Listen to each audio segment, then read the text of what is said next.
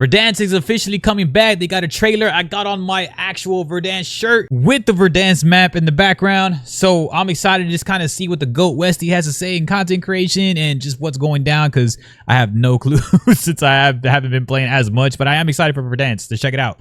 Verdansk is almost back. The brand new Call of Duty Warzone trailer has just dropped. We got a teaser of the map. It's packed with details that you might have missed. We've got updated locations, we've got potential new mechanics, and we're breaking down everything you need to know before Season 3 drops on April the 3rd. If you're as excited as I am, make sure you drop a like on the video. And if you don't want to miss... I just don't get why they don't give us just everything OG. Like, here you go, here's the OG.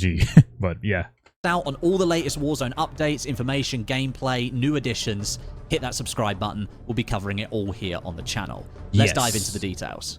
Right off the bat, it is worth mentioning this isn't a gameplay trailer, it's a cinematic render, but it's giving us the best look yet at what Verdansk is going to look like in this version of Call of Duty. Some people have been wondering if we're going to see like large-scale visual changes, and from this teaser trailer, that doesn't look to be the case. Throughout the trailer, we're seeing big throwbacks to the beginning of Warzone, even here with the OG operator skins being used. Whether we see some sort of moratorium on insane character skins at launch, I do think that's highly unlikely, but at least in this showcase, they've tried to bring back that OG vibe. Even the color palette looks similar. Yeah. Ever wondered what your home looks like from space? Enter your address and get a 360-degree satellite view of your home. What kind of fucking ad was that? Now. With the dropship in the trailer being the older, like, C-130 style plane that we had on Verdansk back in 2020, I'm expecting the Black Ops helicopters to make way for that here on this version of Verdansk, even though we are launching this version with a Black Ops title, which normally uses helicopters, as we've already got on Urzikstan. Yeah. Diving into things a little bit deeper, there are several hidden details in this trailer. The first one that I noticed is right here. The number 87624851 scratched into the hull of a crashed drop plane. This is the exact code that you needed to input into the storage town bunker to open it when they were activated all the way back in mid-2020. I think this is a solid reference to those bunkers playing a big part in either the relaunch of the map or the story of the map as we go through the seasons. I remember fighting over those bunkers so many times back in the day, hoping you'd get like Foresight at the back or a Juggernaut drop or an advanced UAV or something like that, and then an enemy team just rolling up to the doorway and you'd have to try and fight your way out. It was always a bit of a crazy moment. This clip here shows the Black Ops 6 Humvee vehicle on the map, presumably replacing the old school Jeep that we used to have in Verdansk, or maybe it will arrive as another vehicle option and we'll get the old school Jeep. Who knows? We don't actually get to see it in the trailer. One thing I will say, though, is that I hope the developers have upped the priority on vehicles in the gameplay loop again, like we had back in the early Verdansk days. Vehicle pushes onto buildings full of enemy players, or you being the player pushed by a vehicle that's just barreling towards you full of enemy players. I miss that. I think that just makes like the gameplay faster. Maybe yeah, for sure. That fired the RPG at the vehicle and took out a 4-man squad. It was just a really cool moment, and ever since we moved away from Verdansk, I feel like vehicles just got deprioritized. With the introduction of those redeploy balloons, vehicles just got forgotten about because they weren't the fastest way anymore to get around the map. It was those redeploy balloons where you could do it even quicker.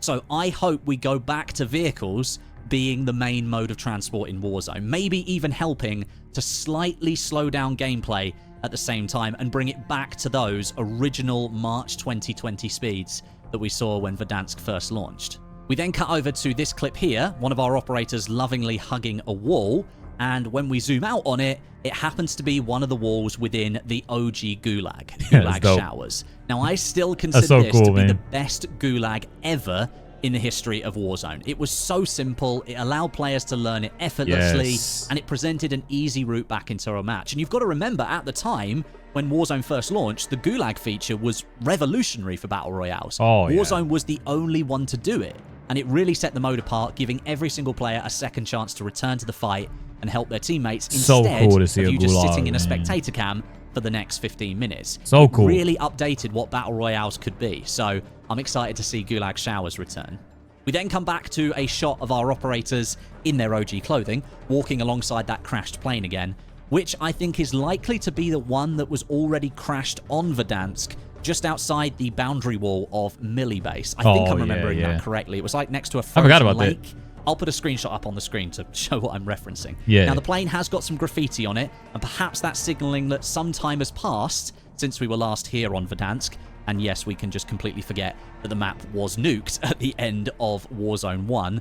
So even though we are seeing all of these OG references in the trailer, perhaps there will be some smaller visual updates. I'd be surprised if there weren't. It's highly unlikely that the map is going to be a one-to-one exact same copy of the original. Even gameplay-wise, for sure. And I probably should have led with this. We're getting a look at potentially 2 fan-favorite weapons returning. The Kilo 141 and the CR56 AMAX. Now, the operator closest to us on the left-hand side is holding a stock Kilo. The profile is completely unmistakable. Both middle operators are holding what look to be the MW2 M4A1 builds. I think I'm right in saying that. I'm pretty sure that the M4A1 from MW19 was slightly different to that. Yeah. This looks like the one from Modern Warfare 2. So maybe some priority in the balancing is going to be put towards the M4 to give us that OG vibe. And then the operator furthest on the right-hand side has the AMAX. Now, I do have to say, I'm so happy to see the AMAX return. A true mouse and keyboard weapon. Bouncy recoil, low rate of fire, smaller magazine, but packing a massive punch in its output meant that a mouse and keyboard player, if they could control the recoil, could really get a hold of this thing and take players down. Versus other I played mouse and key with like the Kilo, AMAX. the M4, and the Grau, which I know were really popular with controller players. So if this AMAX is balanced anything like the previous one, I'm going to be one happy mouse and keyboard player. Another one? Janet! When's the last time you... Then moving on to this shot here. This one gives me hope again towards vehicles being a massive part of Verdansk. Yeah, it seems like they're showing a lot of vehicles, right? Notice the flying RPG over on the right-hand side. The very first meta of Verdansk, I think, was the stockless M4 paired with an RPG secondary. Bro, bring us the RPG again. Is a big reference to that original meta. Oh, that RPG was so fun, a really bro. long shot of the stadium location. It shows us the roof is. I'm rocking RPG all map, dude. Verdansk was back. In the beginning of Verdansk. By season 5, I think the roof had been opened up and the interior had been fully unlocked for players to fight over, and that is truly the best Warzone ever was. Season 5, Verdansk, stadium opened. The AMAX blueprint. That was Cold War era, right? The key card Easter egg. When it opened? It's just all coming back to me. That was literally peak Warzone, and I think everything went downhill from that point. Oh, yeah. Just here, we do get to see a helicopter crashing into the ground, and I can't say with complete confidence that this is the OG Little Bird from Verdansk, but it certainly isn't the Black Ops 6 chopper model that we've currently got in Warzone. Looks a little bit different to me. Oh, and the operator that's hanging out of the car is also holding onto another Kilo 141. And lastly, cherry on top, we get confirmation of the HDR sniper rifle returning to Warzone. Right-hand side of your screen, OG operator skin, OG HDR with that gunmetal grey-blue upper to the body, the iconic default optic. There she is. She looks great. Honestly, they could have picked a better selection of weapons to bring back. Who knows? Maybe the devs will add more of these OG weapons as the seasons progress and we get more options that we had in 2020. I, for one, I'd love to see the Growl return in some form because that thing dominated Warzone for so long. The Growl was crazy, bro. The feel. And if you want to bring OG Warzone vibes back, I think you're going to have to bring back the Growl. Growl car. And then we finish with this wide shot of the entire map, taken from the viewpoint on top of Prism. We're looking down towards the port area, stadium over on the right, downtown. There's a couple other ones that are OG. Middle, and even what looks like train station over on the very far left side over towards Promenade. And the chopper model here actually is clearly different to the one that we currently have on Warzone Earth. Such a beautiful map, Rebirth man. Island, whatever the Resurgence map is these days. I really hope we get something close to the original controls for the chopper as well. And the trailer team have taken even more inspiration from the original vibe. We've got those red trails coming off all the dropping operators. That was from the original trailer when Warzone first dropped. That's pretty awesome.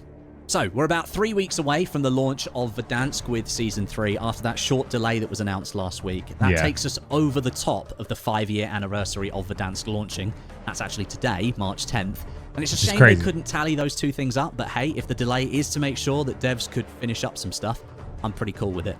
My sincere hope with Season 3, however, is that the Ricochet team really get a solid update out there that can stamp out some of the rampant cheating that Warzone has pretty much endured its entire life since Verdansk launched 5 years ago. It's never not been a part of the conversation, unfortunately.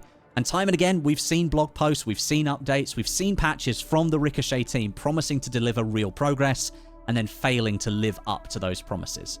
So I'm not going to hold my breath, but I have a little bit of hope that they might be able to get a handle on things. Recently, the cheating hasn't been as bad as I remember it a few months ago, but every time I've played it, I've still come across 3 or 4 cheaters every time. It's crazy, that's bro. Not a great feeling.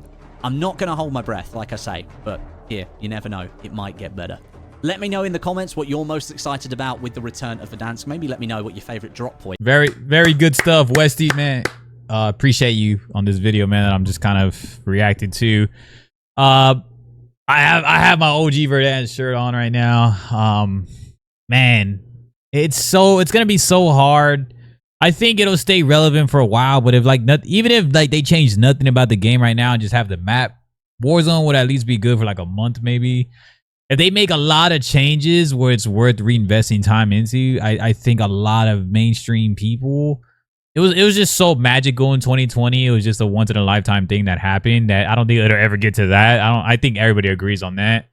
But I'm excited to see. I'm excited to see what they do, what they integrate.